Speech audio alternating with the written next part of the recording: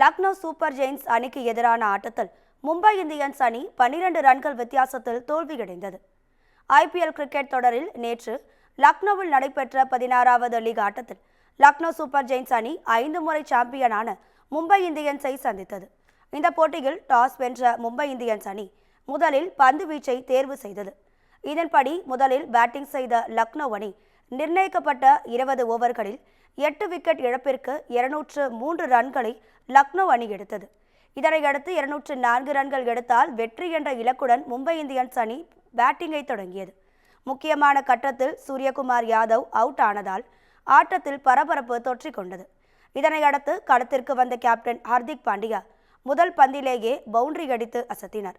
மற்றொரு பக்கம் திலக் வர்மாவும் சிறப்பான ஆட்டத்தை வெளிப்படுத்தினார்.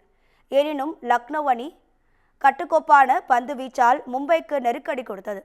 கடைசி ஓவரில் மும்பைக்கு 22 ரன்கள் தேவைப்பட்ட நிலையில் அந்த அணியால் 9 ரன்கள் மட்டுமே அடிக்க முடிந்தது. இதனால் லக்னோ அணி 12 ரன்கள் வித்தியாசத்தில் வெற்றி பெற்றது. இந்நிலையில் IPL தொடரில் இன்று நடைபெறும் முதல் போட்டியில் சென்னை டெல்லி அணிகள் பலப்பரட்சை நடத்த உள்ளன. இந்த போட்டி சென்னை சேப்பாக்கம் மைதானத்தில் இன்று பிற்பகல் 3:30 மணிக்கு தொடங்க உள்ளது. இந்த போட்டியில் சென்னை அணி மீண்டும் வெற்றி பாதைக்கு திரும்ப வேண்டிய நிர்பந்தத்தில் உள்ளது. இதனைத் தொடர்ந்து இரவு 7:30 மணிக்கு சண்டிகரில் நடைபெறும் போட்டியில் பஞ்சாப் ராஜஸ்தான் அணிகள் மோத உள்ளன. இதில் ஸ்ரேயாஸ் தலைமையிலான பஞ்சாப் அணி ஹாட்ரிக் வெற்றியை பதிவு செய்ய முனைப்பில் உள்ளது.